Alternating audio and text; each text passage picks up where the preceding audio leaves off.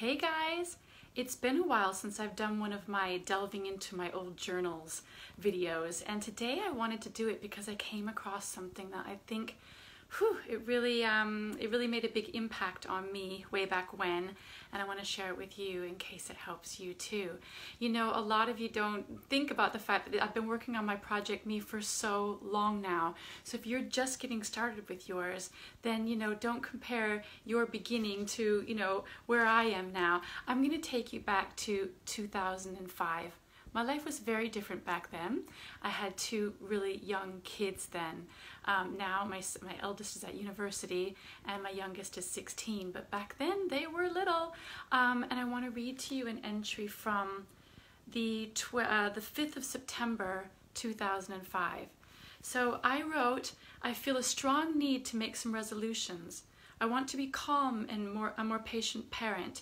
And the key to this in the mornings has got to be getting up a bit earlier and being organized so we're not always running late, thus stressing me out. Resolution. It's funny that I'm using that word because I never use the word resolution anymore, but resolution. To get out of bed earlier.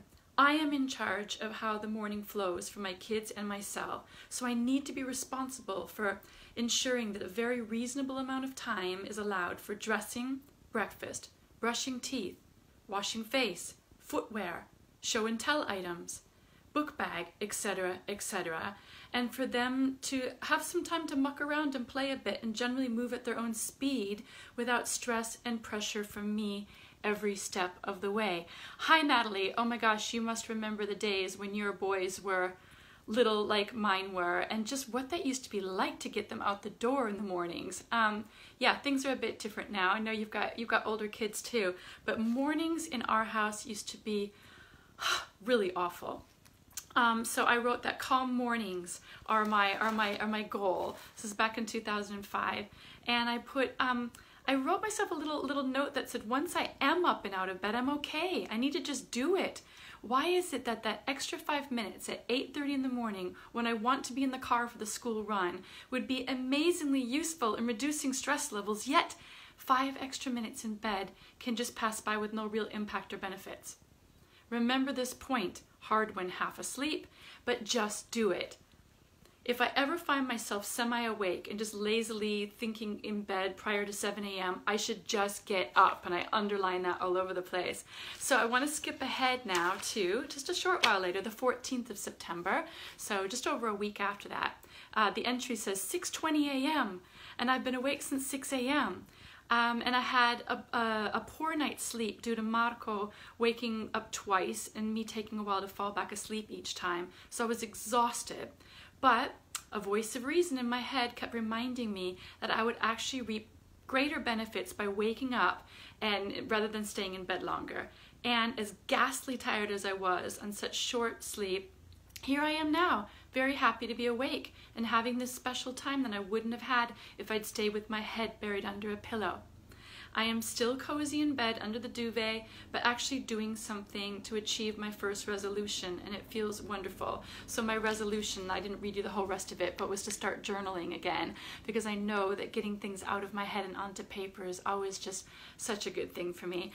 So it was my resolution to wake up early and do some journaling and have some me time in the mornings before I had to switch into mama duty.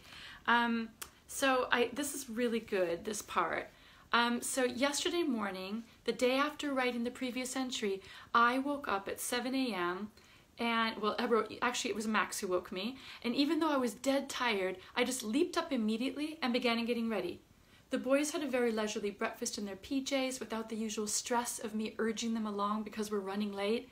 As I tidied the kitchen afterwards, Max, on his own, without being asked 5 times, went up and brushed his teeth, washed his face, and put on his school uniform. He was just so proud to show me what he'd done. And by allowing extra time, I allowed there to be space for him to shine. On usual mornings, I am so busy barking out orders that he never had a chance to show any initiative and do this on his own. So there you go. I mean, when we are just completely and utterly frazzled and come on, now brush your teeth, brush your teeth. I mean, maybe they would do it on their own if they just had a little bit more time and it wasn't us just completely doing that to them. That was the huge aha I had. By getting up earlier, And creating this extra time, the morning went without a hitch, and we headed out the door bang on 8:30 a.m. with smiles on our faces and a calmness in my heart, knowing that I had already achieved my first resolution. And then I wrote, the key now will be to maintain this. I tend to turn over a new leaf ever so often, but then I go back into my old habits again and I end up in the same muddle again. So yeah, this is before I created my Project Me. So this is before I did my monthly Project Me Life Wheel check-in. And had I been doing that, then I would have seen if I was getting back into old habits again, and I could have kind of stopped it earlier. But I learned that over time. And one thing, I'm gonna share one more thing, and then I've got a little book I want to show you. On the same page, I have to add this because I segued into something else. I had a nice lunch with Anna at the Natural Cafe in the village yesterday. We hadn't seen each other since the beginning of summer, but instead of catching up on general stuff, we dove straight into talking about emotions, feelings, trials and tribulations of motherhood, positive spiritual experiences, books, goals, Bach flower remedies, etc., etc. It is my favorite kind of conversation. I'm not a fan of small talk, and I don't like repeating the same news to each new friend I catch up with. I feel like I'm just regurgitating information, which I find unfulfilling. So I felt so fulfilled by our lunch, and I look forward to seeing her again soon. These are the kinds of friendships which energize me rather than drain me. So that was interesting because this is 2005, and in 2008 is when that friend Anna and another friend of mine, Susie, joined our Power Posse, and the whole real Project Me stuff kicked off then. So that was just me, just interesting aside there that I'd noticed about the kind of conversations I prefer having with friends are the ones that just go a bit deeper than just the catching up and what have you been up to and that kind of thing. It just really lights me up even now, and my closest friendships now are about those kinds of things.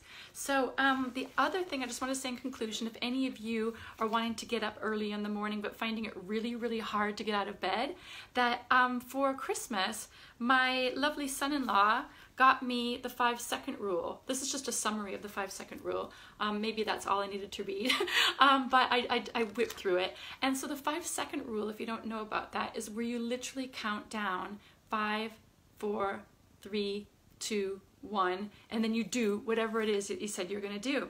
And the funny thing is, I've always done 10. So I would be in bed in the morning, and if I knew that I needed to get up, and I just knew that it was just so easy for me to roll back over again and stay in bed for a few more minutes, I would just start the countdown on 10, 9, 8. And I just had this like kind of, I don't know, just agreement with my inner self that when it gets to 0, I have to do what I say I'm going to do. So this is the 5-second rule, which gives you even less time. Wow. But yeah, it's meant to be this worldwide phenomenon where count down from 5. And I think that's funny that that's why he just got me the little tiny little thing. It's probably a whole book filled with basically just this concept. So thanks, Ben, for this book. Shows me I'm on the right path, and maybe I need to count down from 5 instead. So I would love to hear from you in the comments underneath, either now or if you're watching this in the replay. I will definitely come on back and check the comments about how mornings are for you. Do you tend to get up before you need to have some extra time, or are you kind of the hit the snooze over and over again and don't get up until you really have to, and then have a frazzled morning the way I used to? I now get up every morning, or I wake up and I meditate. So I stay in bed and I use the Insight Timer meditation app, and I stay in bed and have some lovely morning me time that I would have never dreamed possible back when I used to label myself as not a morning person. And now I just wouldn't start my day any other way. So I would love to hear from you. I'm going to sign off now, but if you've got a comment, go ahead and leave it in the comments box, and I would love to hear about your mornings and how they go for you.